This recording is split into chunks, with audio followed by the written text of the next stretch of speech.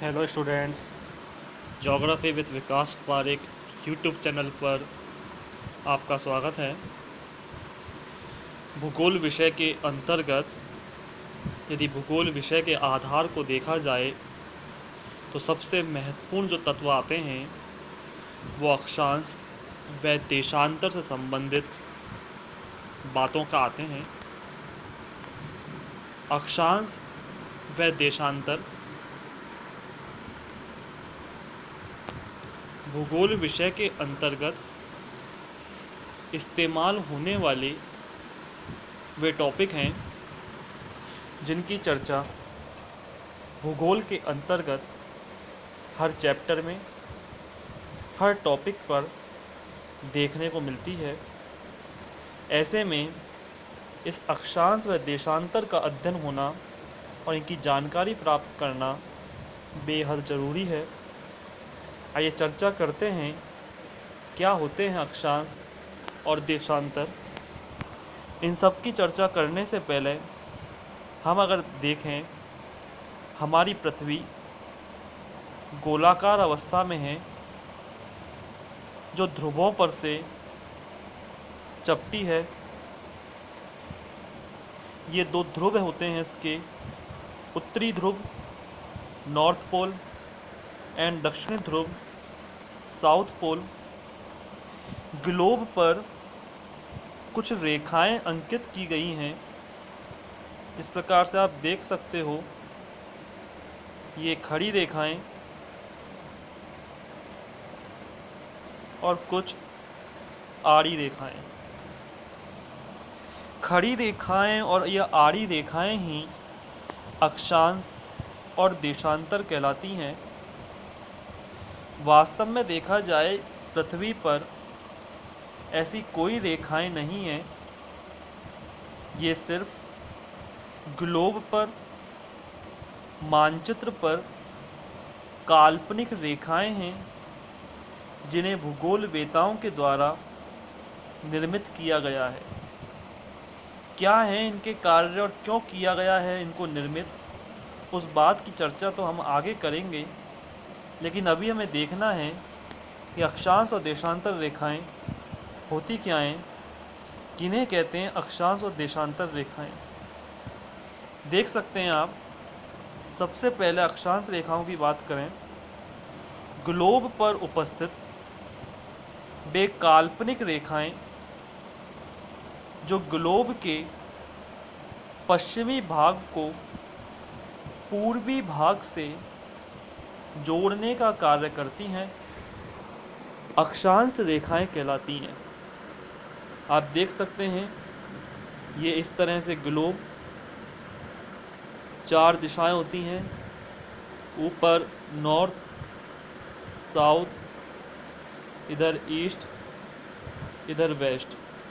तो ईस्ट अर्थात पूरब और वेस्ट मतलब पश्चिम। परिभाषा आप देख सकते हैं, ग्लोब पर उपस्थित वे काल्पनिक रेखाएं जो ग्लोब के पश्चिमी भाग को पूर्वी भाग से या पूर्वी भाग को पश्चिमी भाग से जोड़ने का कार्य करती हैं, अक्षांश रेखाएं कहलाती हैं। मिड वाला जो अक्षांश दिखाई दे रहा है आपको, लाइन दिखाई दे रही है, इस रेखा को भूमध्य रेखा कहा जाता है। भूमध्य अर्थात भूमि को मध्य से बांटने वाली रेखा। आप देख सकते हैं ये पूरा ग्लोब दिखाया गया है और इस ग्लोब के मध्य से ये रेखा गुजरी है। तो इस रेखा को 0 डिग्री अक्षांश रेखा भी कहते हैं। इसका दूसरा नाम भूमध्य रेखा भी है। इस रेखा के 90 उत्तर में और 90 दक्षिण में अक्षांश होते हैं, अर्थात 0 डिग्री से लेकर 90 डिग्री उत्तर और 90 डिग्री दक्षिण। तो टोटल अगर देखा जाए तो 90 और 90 180 और मिड वाला जो हुआ वो 181। तो सामान्य नज़रों से अगर देखा जाए तो अक्षांश रेखाओं की जो संख्या होती है वो 181 होती है और कई जगह ये मिलता भी है, लेकिन ये तथ्य गलत है। अक्षांश रेखाओं की संख्या 181 नहीं, अपितु अक्षांश रेखाओं की संख्या 179 होती है। अब वो कैसे? अभी जैसे मैंने चर्चा की थी कि ये ग्लोब, ये मिड रेखा, मिड लाइन यानी भूमध्य रेखा 90 उत्तर में और 90 दक्षिण में 180 और मिड वाला 181, तो स्वाभाविक 181 दिखाई दे रहे हैं। लेकिन आप समझें, अगर मैं इस पर और रेखाएं बनाऊं तो आप पाएंगे कि ऊपर से नीचे जाते समय रेखाओं का जो आकार है वो छोटा होता जा रहा है। आप इस रेखा को देखिए और इस लास्ट वाली रेखा को देखिए, दोनों का आकार इस रेखा के मुकाबले छोटा है। तो जैसे जैसे हम दक्षिण में जाएंगे और जैसे जैसे उत्तर में जाएंगे, रेखाएं छोटी होती चली जाती हैं। अंततः लास्ट में सिर्फ ऊपर एक बिंदु बचता है, ये 90 डिग्री उत्तर और 90 डिग्री दक्षिण। यहाँ सिर्फ एक बिंदु बचेगा। तो एक बिंदु और ये दो बिंदु 181 में से जो हमने पिछला देखा था -2 कर दिया जाता है, तो संख्या निकल कर आती है 179। यानी अगर कभी कोई ये पूछे कि अक्षांश रेखाओं की संख्या कितनी होती है, तो अक्षांश रेखाओं की संख्या 179 होती है। और यदि प्रश्न ये आए कि अक्षांश कितने होते हैं, तो अक्षांशों की संख्या 181। अब ऐसा क्यों? कारण है रेखाओं में और बिंदु में काफ़ी अंतर होता है। मैथ में आपने पढ़ा होगा, बिंदु और रेखा में काफ़ी अंतर है। ऐसी स्थिति में जब ग्लोब के शीर्ष भाग अर्थात उत्तरी और दक्षिणी, इन दोनों भागों को एक एक बिंदु इनका हटा दिया जाए, अर्थात एक एक अक्षांश हटा दिया जाए, तो शेष अक्षांशों की संख्या जो रहती है वो 179 रहती है। तो हमने दो चीज़ें देखी अभी, एक तो अक्षांश रेखाओं की परिभाषा, यानी ग्लोब पर उपस्थित वे काल्पनिक रेखाएं जो ग्लोब के पश्चिमी भाग को पूर्वी भाग से जोड़ने का कार्य करती हैं, अक्षांश रेखाएं कहलाती हैं। ग्लोब पर इनकी संख्या यानी अक्षांश रेखाओं की संख्या 179 होती है। अगला पॉइंट देखते हैं। सबसे बड़ी अक्षांश रेखा जो होती है वो भूमध्य रेखा होती है, जिसकी चर्चा मैंने अभी की भी थी कि इस प्रकार से ग्लोब बना दिया जाएगा तो मिड वाली जो रेखा आएगी वो सबसे बड़ी रेखा होगी। तो इसको सबसे बड़ी अक्षांश रेखा अगर पूछा जाए तो भूमध्य रेखा सबसे बड़ी अक्षांश रेखा है। इसके अलावा भूमध्य रेखा के उत्तरी भाग को उत्तरी गोलार्ध और दक्षिणी भाग को दक्षिणी गोलार्ध कहा जाता है। भूमध्य रेखा के उत्तरी भाग को उत्तरी गोलार्ध और दक्षिणी भाग को दक्षिणी गोलार्ध। अब ये गोलार्ध का मतलब क्या होता है? पृथ्वी हमारी गोलाकार अवस्था में है। हालांकि पृथ्वी का आकार गोलाकार नहीं अपितु लगभग अंडाकार रूप में या नारंगी के समान आप कह सकते हैं। अंडाकार भी नहीं, आप नारंगी के समान कह सकते हैं। नारंगी जिस तरह से शीर्ष पर से चपटी होती है, यानी ऊपर और नीचे से थोड़ी दबी हुई होती है, उसी तरह से हमारी पृथ्वी के शीर्ष भाग जो हैं दोनों तरफ के वो चपटे अवस्था में हैं। तो पृथ्वी की जो आकृति आती है वो लगभग नारंगी के समान देखने को मिलती है। तो इस ग्लोब के क्षेत्र को पूरे को लगभग एक गोला कह सकते हैं, लगभग गोलाकार है। मिड में से मध्य में से एक रेखा निकाल दी जाती है, तो इसका उत्तरी भाग उत्तरी गोलार्ध, गोलार्ध मतलब गोला प्लस अर्ध यानी आधा गोला, तो ये उत्तरी गोलार्ध आधा गोला हो गया। और ये निचला हिस्सा दक्षिणी गोलार्ध यानी दक्षिणी हिस्सा आधा गोला नीचे। तो भूमध्य रेखा के उत्तरी भाग को उत्तरी गोलार्ध कहते हैं और दक्षिणी भाग को दक्षिणी गोलार्ध कहा जाता है। इसके अतिरिक्त अक्षांश रेखाओं में 3 अक्षांशों का विशेष स्थान है। एक 0 डिग्री, जिसकी चर्चा अभी हमने देखी थी, जिसको भूमध्य रेखा कहते हैं। इसके अलावा एक 23.5 डिग्री उत्तरी अक्षांश और 23.5 डिग्री ही दक्षिणी अक्षांश। इन रेखाओं का भी अपना एक विशेष महत्व माना गया है। मध्य में से निकाली हमने भूमध्य रेखा, उत्तरी भाग 23.5 डिग्री अक्षांश और दक्षिणी भाग 23.5 डिग्री दक्षिणी अक्षांश। जहाँ इस रेखा को कर्क रेखा कहते हैं, तो वहीं इस रेखा को मकर रेखा कहा जाता है। उत्तरी अक्षांश यानी 23.5 डिग्री अक्षांश को 23.5 इसे कर्क रेखा कहा जाता है और दक्षिणी अक्षांश 23.5 इसे मकर रेखा कहा जाता है। इस तरह से दोबारा समझ सकते हैं, ये 23.5 डिग्री और दक्षिण वाली भी 23.5 डिग्री। इसे नाम दिया है कर्क और इसे नाम दिया गया है मकर। अब इसको 23.5 ही क्यों रखा? कारण है पृथ्वी कुछ झुकी हुई अवस्था में है। जिस तरह से आप सामने देख सकते हैं डायग्राम को, पृथ्वी बिल्कुल सीधी अवस्था में नहीं है, गोलाकार अवस्था में नहीं है, अपितु पृथ्वी अपने अक्ष पर 23.5 डिग्री झुकी हुई है। हम इसको इस तरह अगर समझने की कोशिश करें कि ये एक गोला है, इसका सेंटर अगर आएगा तो इस तरह से आता है, लेकिन पृथ्वी का सेंटर ऐसे ना होकर पृथ्वी का सेंटर ऐसे है। अर्थात पृथ्वी की जो अक्ष है, कील है, वो इस तरह से झुकी हुई अवस्था में प्रतीत होती है। इसीलिए 23.5 डिग्री उत्तरी अक्षांश और 23.5 डिग्री दक्षिणी अक्षांश को महत्व दिया गया है। आप देख सकते हैं आगे, कर्क रेखा जो है वो विश्व के 18 देशों से गुजरती है। ये विशेष प्रश्न आता है कंपटीशन एग्जामों की दृष्टि से कि कर्क रेखा, ये तो भूमध्य रेखा हो गई, ये कर्क रेखा और ये मकर रेखा, ये जो कर्क रेखा है वो विश्व के 18 देशों से गुजरती है। ध्यान रखें, वास्तव में ऐसी कोई रेखा नहीं है पृथ्वी पर या किसी देश के ऊपर से या सीमाओं पे से गुजरे। ये तो सिर्फ मानचित्र पर या ग्लोब पर जब हम नक्शा बनाते हैं, मानचित्र का निर्माण करते हैं, तो उस समय ये रेखाएं इन देशों से होकर गुजरती हैं। तो हम कह सकते हैं कि कर्क रेखा 18 देशों में से गुजरती है।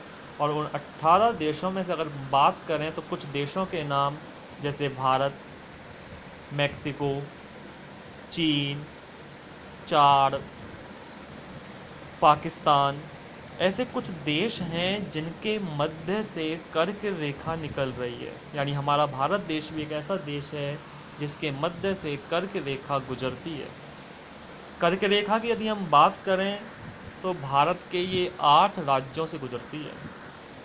ध्यान रखें, विश्व के तो 18 देशों में से गुजरती है कर्क रेखा और भारत के 8 राज्यों में से गुजरती है। और ये 8 राज्य कौन कौन से हैं? आप सामने ट्रिक देख सकते हैं। राम झा के 6 पंगु मित्र हैं। ये एक ट्रिक है जो याद करने के लिए आसान रहता है किसी भी चीज़ को। तो रा से तो बनता है, आप देख सकते हैं राजस्थान, माँ से मध्य प्रदेश, झा से झारखंड, के से कुछ भी नहीं है, 6 से छत्तीसगढ़, इसके अलावा पा से पश्चिम बंगाल, उसके बाद पंगु के गु से गुजरात, मी से मिजोरम और त्रय से त्रिपुरा। ये 8 राज्य हैं जिनसे होकर कर्क रेखा गुजरती है। ध्यान रखें, इन 8 राज्य के मध्य का नहीं आएगा कि मध्य से गुजरती है। कर्क रेखा इन 8 राज्यों से गुजरती है। क्योंकि हम राजस्थान की यदि बात करें तो राजस्थान के मध्य से ये कर्क रेखा नहीं गुजरती, अपितु राजस्थान का दक्षिणी क्षेत्र, डूंगरपुर जो बांसवाड़ा का दक्षिणी क्षेत्र आता है, यहाँ से इस तरह से गुजरती है। तो ऐसी स्थिति में हम ये नहीं कह सकते कि कर्क रेखा भारत के 8 राज्यों के मध्य से गुजरती है। हम ये कहेंगे कि कर्क रेखा भारत के 8 राज्यों से गुजरती है और विश्व के 18 देशों से। आइए उसी क्रम में चर्चा करते हैं। 90 डिग्री उत्तरी अक्षांश को उत्तरी ध्रुव कहा जाता है, जिसकी चर्चा मैं पहले भी कर चुका था। इस तरह से ये ग्लोब बनता है। नॉर्थ स्थिति जो नॉर्थ पोल है 90 डिग्री, इसे उत्तरी अक्षांश और अंग्रेजी में कहें तो नॉर्थ पोल, और दक्षिण के अंतर्गत 90 डिग्री को साउथ पोल या दक्षिणी ध्रुव कहा जाता है। तो कर्क रेखा से संबंधित कुछ बातें हमने देखी, आप देख सकते हैं। इसके अंतर्गत कोई समस्या हो तो आप सोचें विचारें। आइए इसी क्रम में आगे चलते हैं कर्क रेखा से संबंधित कुछ और बातों पर।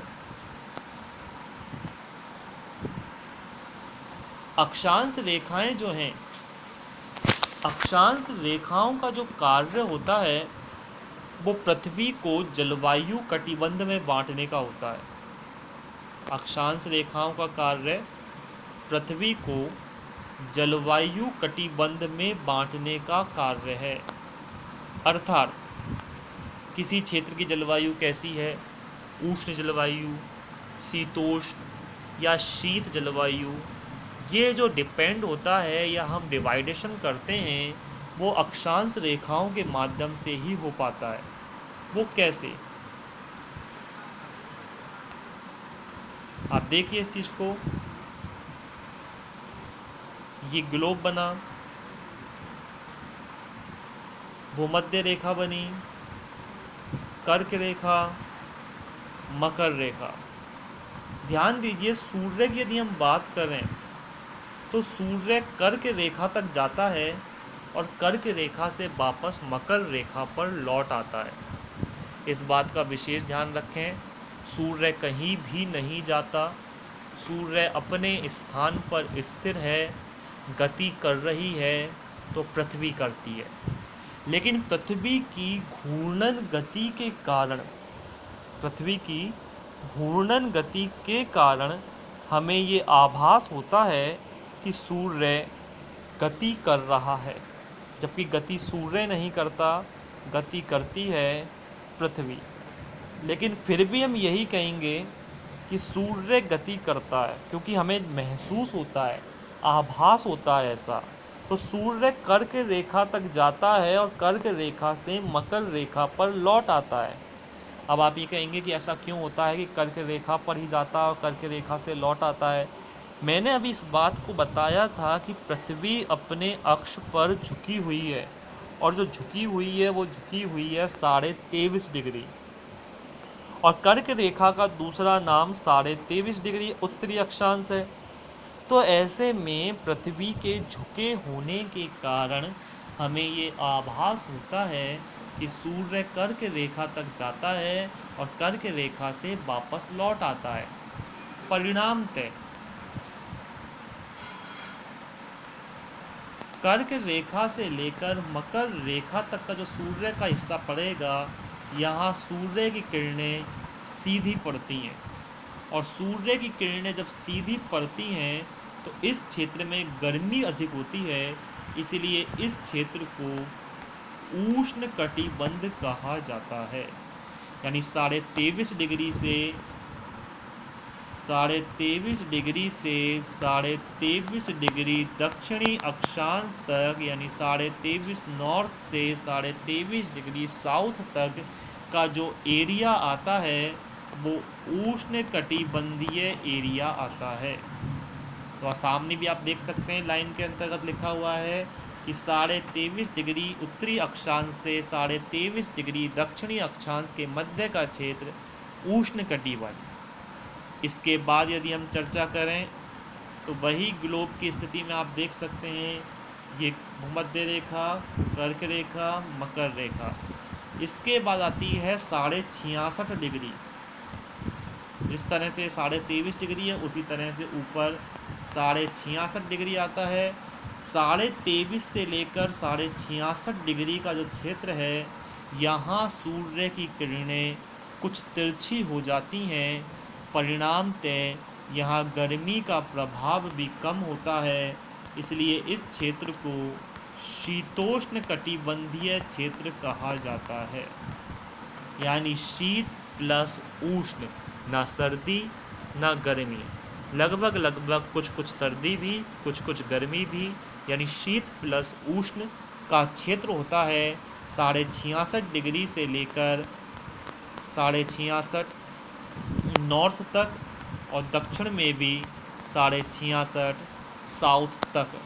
आप देख सकते हैं 23.5 डिग्री से 66.5 डिग्री उत्तरी व दक्षिणी अक्षांश का ये क्षेत्र शीतोष्ण कटिबंध कहलाता है। इसी क्रम में आगे चलते हैं।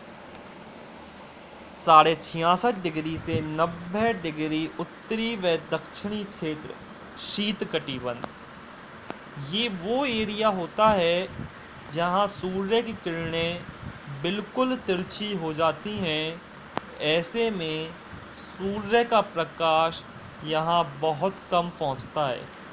इन दोनों स्थानों पर 6 माह के दिन और 6 माह की रातें होती हैं। अर्थात आप सोच सकते हैं कितना लंबा टाइमिंग होता है यहाँ पर, जब हमारे यहाँ दिन और रात की अवधि 13 घंटे, 11 घंटे, 12 घंटे या 10 घंटे, 14 घंटे इस तरह के डिवाइड होते हैं, जबकि इन दोनों क्षेत्रों में 6 माह के दिन और 6 माह की रातें होती हैं। ऐसे में सूर्य यहाँ तक नहीं पहुँच पाता, इसलिए इस एरिया को शीत कटिबंध नाम दिया गया है, यानी यहाँ सर्दी अधिक पड़ती है। आइए आगे देखते हैं।